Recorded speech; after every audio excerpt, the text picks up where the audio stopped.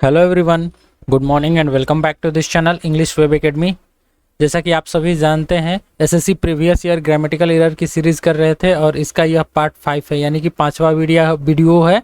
और इससे पहले हम लोगों ने 4 वीडियोस कंप्लीट किया है।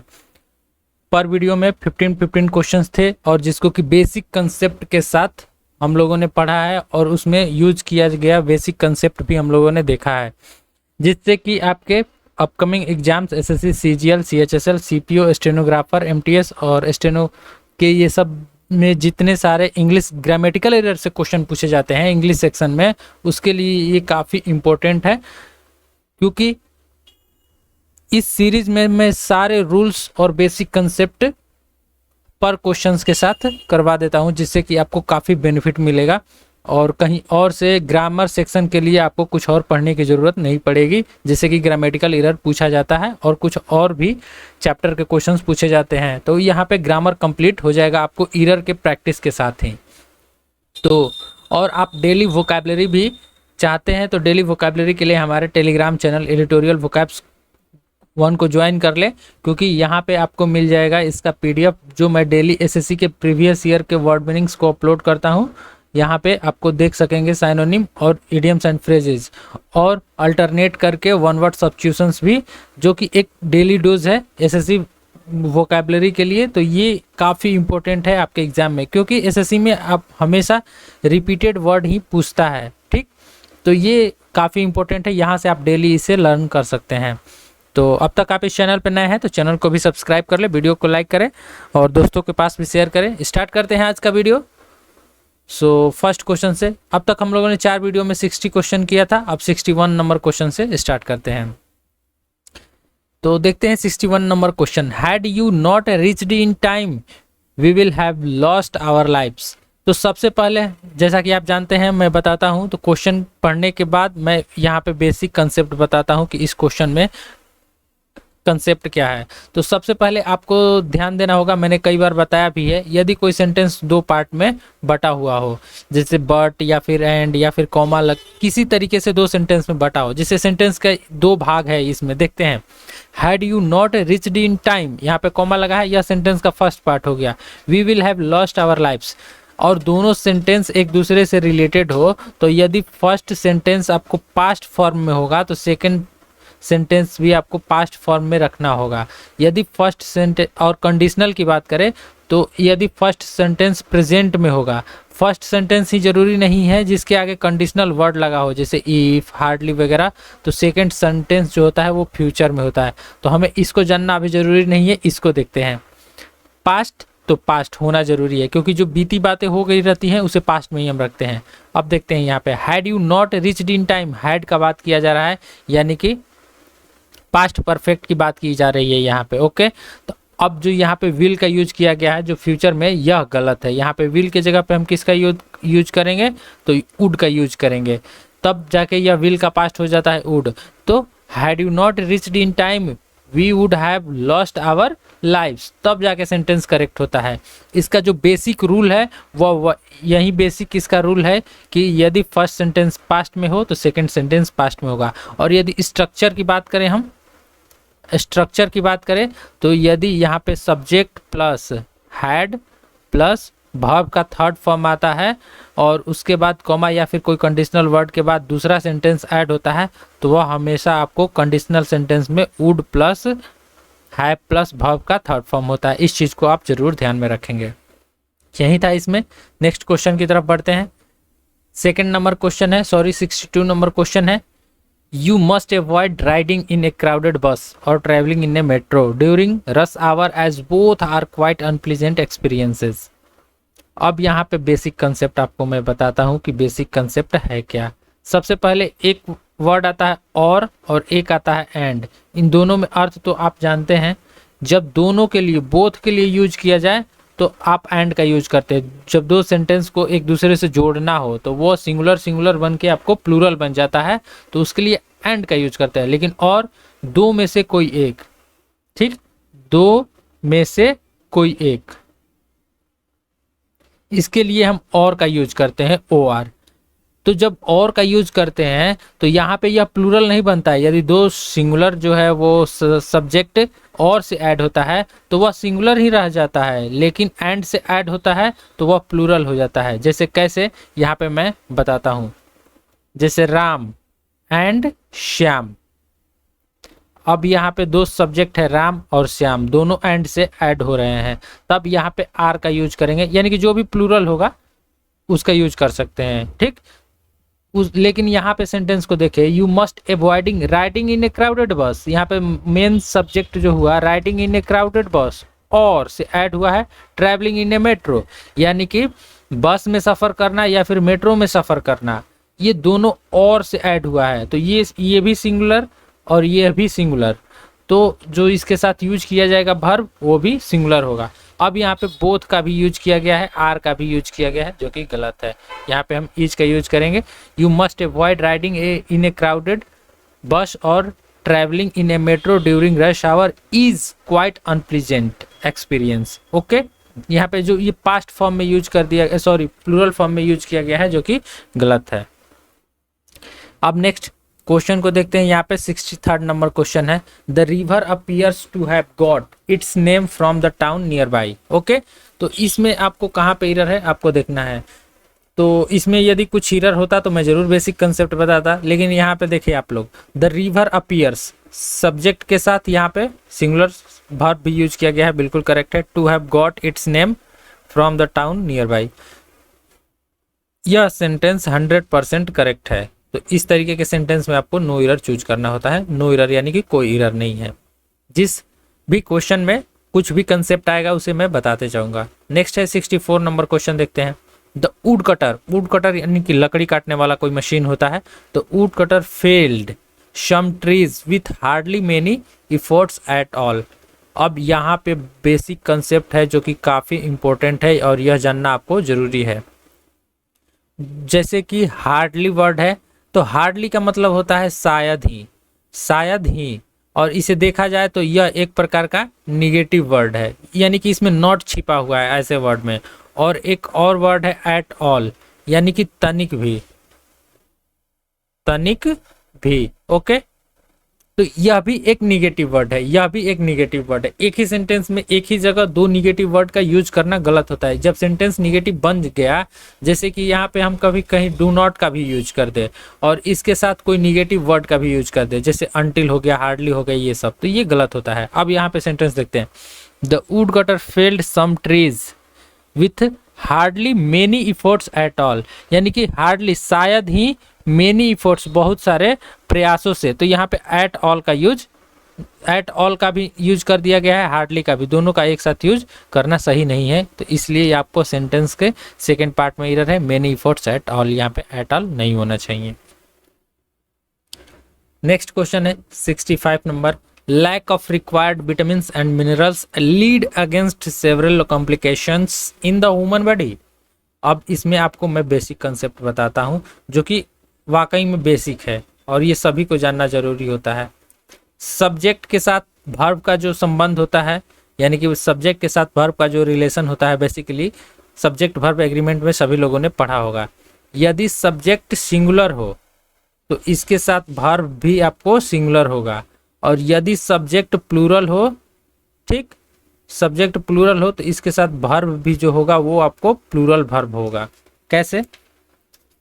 जैसे कि सभी जानते हैं राम, यह सिंगुलर सब्जेक्ट है तो इसके साथ हम इज का जनरली यूज करते हैं। पास्ट में बात करें तो वाज का यूज करते हैं, और सेंटेंस में यूज करें तो एस या ईएस लगा करके वर्ब में यूज करते हैं। लेकिन अगर राम के जगह पे कोई प्लूरल आ जाए, जैसे कि बॉयज, एक से अधिक लड़के, तो यहाँ पे हम इज के जगह आर का यूज करेंगे, वाज होगा तो वर का यूज करेंगे, और कोई वर्ब होगा तो उसमें एस एस नहीं लगाएंगे, जनरल फॉर्म में छोड़ देंगे। तो ये होता है सिंगुलर प्लूरल। ओके, अब यहाँ पे देखते हैं मेन सब्जेक्ट क्या है सेंटेंस में। Lack of required vitamins and minerals, इसको ध्यान से देखें, विटामिन्स एंड मिनरल्स, इसकी कमी हो रही है यहाँ पे। लैक यानी कि कमी, लैक ऑफ रिक्वायर्ड, तो मेन सब्जेक्ट आपका कौन सा हुआ? वो हुआ लैक ऑफ रिक्वायर्ड, और इसके अनुसार ही यहाँ पे जो वर्ब आएगा। तो lack of required vitamins and minerals leads होगा यहाँ पे। लीड जो है वो तो प्लूरल हो गया, लीड, और सिंगुलर, क्योंकि सब्जेक्ट सिंगुलर है तो इसके लिए प्लूरल बनाने के लिए इसमें एस ऐड करेंगे। Leads against several complications in the human body, तो ऑप्शन थर्ड जो है वो करेक्ट आंसर होगा। पढ़ते हैं नेक्स्ट क्वेश्चन की तरफ। 66 number question. The Dussehra celebrations in Mysore this year are grandest than in any other part of the country. Okay, तो यहाँ पे देखते हैं कहा क्या एरर है। यदि आप लोगों ने डिग्री पढ़ा होगा, इसका जो बेसिक कंसेप्ट है वो डिग्री से संबंधित है। डिग्री यदि आप सभी लोगों ने पढ़ा है तो डिग्री में आप लोगों ने कंपैरेटिव डिग्री, जिसे कंपैरेटिव डिग्री मैं शॉर्ट फॉर्म में लिखता हूँ, पढ़ा होगा। कंपैरेटिव डिग्री में क्या होता है, जैसे कि कोई वर्ड है गुड और इसका कंपैरेटिव डिग्री लिखना हो तो हम बेटर लिखते हैं, ये याद करने की चीज़ है। और सुपरलेटिव डिग्री बेस्ट है। कंपैरेटिव डिग्री में हमेशा देन का यूज किया जाता है, जो कि आपको कंपेयर दिखाता है, एक चीज़ का एक दूसरे से कंपेयर दिखाता है कि कौन अच्छा है बुरा है, या फिर जिस तरीके का वहाँ पे आपको एडवर्ब हो, ओके सॉरी एडजेक्टिव हो। अब यहाँ पे देखे सेंटेंस को, the Dussehra celebrations in Mysore this year are grand, यहाँ पे सेलिब्रेशंस लगा है इसलिए यहाँ पे आर लगा है। ग्रैंडेस्ट, यह सुपरलेटिव डिग्री हो गया, एस सुपरलेटिव डिग्री हो गया। और देन का मतलब कंपेयर कर रहा है इन any other part of the state, यानी कि देश के दूसरे राज्यों के अपेक्षा, तो कंपेयर दिखा रहा है कि मैसूर का जो दशहरा सेलिब्रेशन है वो काफ़ी ग्रैंड होता है any other part of the state. तो यहाँ पे सुपरलेटिव डिग्री का यूज़ नहीं करेंगे, यहाँ पे कंपैरेटिव डिग्री का यूज़ करेंगे, ठीक। तो ये ग्रैंडेस्ट सुपरलेटिव डिग्री है, EST लास्ट में लगा रहता है, वो सुपरलेटिव डिग्री है। सुपरलेटिव डिग्री किसके लिए यूज किया जाता है, जो सबसे अच्छा हो, जैसे he is the best in the class, यानी कि वह क्लास में सबसे अच्छा है, तो द बेस्ट सुपरलेटिव डिग्री का यूज करेंगे। लेकिन यहाँ पे कंपैरिजन दिखा रहा है तो ग्रैंडेस्ट नहीं ग्रैंडर का यूज करेंगे। तो ऑप्शन नंबर जो है वो फर्स्ट ही इसका करेक्ट आंसर होगा। यहाँ पे ग्रैंडेस्ट नहीं ग्रैंडर का यूज करेंगे। सुपरलेटिव डिग्री और कंपैरेटिव डिग्री में यही डिफरेंस होता है, सभी जानते हैं। बहुत सारे ऐसे वर्ड्स हैं जिसका कि, जैसे कुछ वर्ड्स हैं जैसे कि ब्यूटीफुल है, ब्यूटीफुल, अब इसका कंपैरेटिव डिग्री बनाना हो तो हम इसके आगे मोर का यूज करेंगे, ठीक। और इसका सुपरलेटिव डिग्री बनाना हो तो इसके आगे मोस्ट का यूज करेंगे। कुछ ऐसे वर्ड्स हैं जिसको कि डायरेक्ट नहीं बनाया जाता है मोर और मोस्ट लगा के, मोर ब्यूटीफुल मोस्ट ब्यूटीफुल। तो इस सब चीज़ों को आपको ध्यान में रखना जरूरी है। Next 67, the principal requested the teachers to monitor to take care of the small children. Okay, तो इसमें भी एक काफ़ी अच्छा बेसिक कंसेप्ट है जो कि आप जान जाएंगे तो आपको इस प्रकार के आएगा क्वेश्चन, तो आप उसमें कर सकते हैं। तो वह यह एक होता है स्ट्रॉफियस, स्ट्रॉफियस के बारे में जानते हैं, और एक होता है एस जो प्लूरल लगाने के लिए बनाया जाता है, ठीक।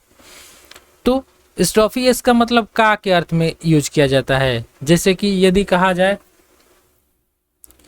राम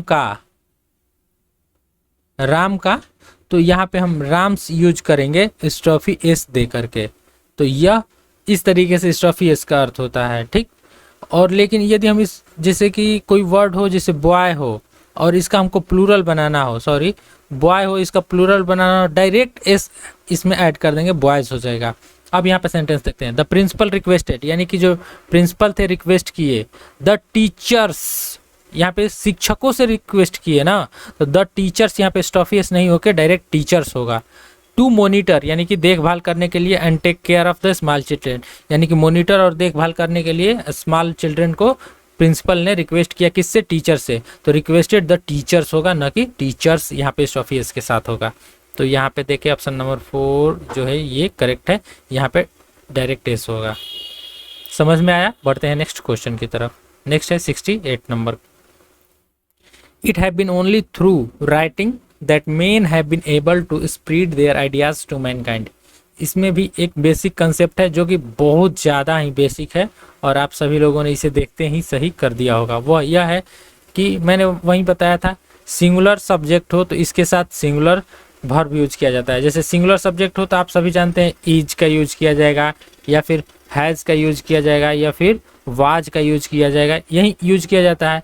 लेकिन यही सब्जेक्ट प्लूरल हो, सब्जेक्ट जो हो वो प्लूरल हो, तो इसके साथ हम आर का यूज कर सकते हैं, वर का यूज कर सकते हैं, हैव का यूज कर सकते हैं, ये सब प्लूरल है। ओके, अब यहाँ पे देखते हैं इट कैसा सब्जेक्ट है। तो सभी जानते हैं थर्ड पर्सन सिंगुलर नंबर है इट, यानी कि सिंगुलर है, तो इसके साथ हैव का यूज कर दिया गया है, तो यहीं पे गलत है। यहाँ पे हैव ना होके हम हैज का यूज करेंगे। ईट के साथ हमेशा हैज का यूज किया जाता है। अब देखें तो ऑप्शन नंबर फर्स्ट यहाँ पे ही गलत है, हैव ना होके क्या होगा, हैज होगा, तब सेंटेंस करेक्ट हो जाएगा आपका। फर्स्ट में ही एरर था। बढ़ते हैं नेक्स्ट क्वेश्चन की तरफ। 69 number, would you like to some fries along with your coffees. मैंने पिछले वीडियो में एक बताया था, जब प्रेफरेंस दिया जाता है, प्रेफरेंस या फिर हम इसे प्रायोरिटी कहते हैं, जिसे वरीयता कहा जा सकता है। यानी कि जब किसी से हम कुछ पूछते हैं कि आप चाय लेंगे, कॉफ़ी लेंगे, आप कुछ लेंगे, तो इसके लिए हमेशा हम वुड से सेंटेंस को स्टार्ट करते हैं। ठीक, इसका मतलब यह नहीं कि इसके बाद आने वाले वर्ब को हम पास्ट के रूप में यूज करेंगे, और लास्ट में क्वेश्चन मार्क हमेशा होता है, इस चीज़ को जरूर ध्यान में रखेंगे। तो अब वुड यू लाइक्ड, यहाँ पे लाइक्ड का यूज किया गया है। यह हमेशा सेंटेंस इसी तरीके से स्टार्ट होता है, जैसे कि आप भी किसी से कुछ मांगेंगे या फिर कोई आपसे कुछ कहेगा, तो would you like to have some coffees, would you like to have some fries, या फिर जो कुछ भी हो। तो यहाँ पे लाइक्ड नहीं, वर्ब का first form he would you like he होगा, न कि लाइक्ड होगा। इस चीज़ को मैंने पिछले वीडियो में बताया था, अभी भी बता दे रहा हूँ। तो फर्स्ट सेंटेंस ही करेक्ट है, सॉरी फर्स्ट सेंटेंस में एरर है, इसलिए ऑप्शन नंबर फर्स्ट जो है वो करेक्ट होगा। नेक्स्ट है 17 number question, the supervisor.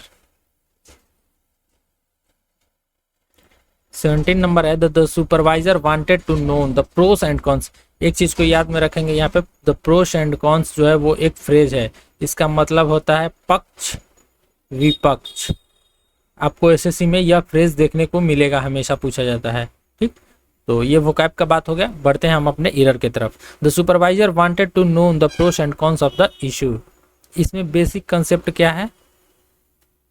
Basic concept यह है कि कोई भी वर्ब हो वो प्लूरल फॉर्म में होता है, आप जानते हैं, और उसके आगे टू लगा हो, ये सभी जानते हैं, इन्फिनेटिव फॉर्म में होता है। ठीक, तो वो वर्ब का फर्स्ट फॉर्म होता है। जब भी उसके आगे टू लगा होगा तो वर्ब फर्स्ट फॉर्म में होगा। जैसे कि टू रीड यानी कि पढ़ना, टू गो जाना, टू कम आना, टू लगा होगा तो यह जो है इसी फॉर्म में रहता है। अब यहाँ पे टू के बाद नोन वर्ब का थर्ड फॉर्म का यूज किया गया है, नो न्यू नॉन होता है। ठीक, तो यह गलत है। यहाँ पे क्या होगा? The supervisor wanted to know, the supervisor wanted to know the pros and cons of the issue, यानी कि जानना चाहता था, तो यहाँ पे टू लगा है तो इसलिए यहाँ पे नो का यूज करेंगे। अब ऑप्शन ढूंढते हैं, ऑप्शन नंबर थर्ड जो है वो करेक्ट होगा। ओके, यहाँ पे नॉन न होके क्या होगा? नो होगा। समझ में आया? बढ़ते हैं नेक्स्ट क्वेश्चन की तरफ। 71, Raman putted the vegetables in the frying pan and after adding some water closed the lid.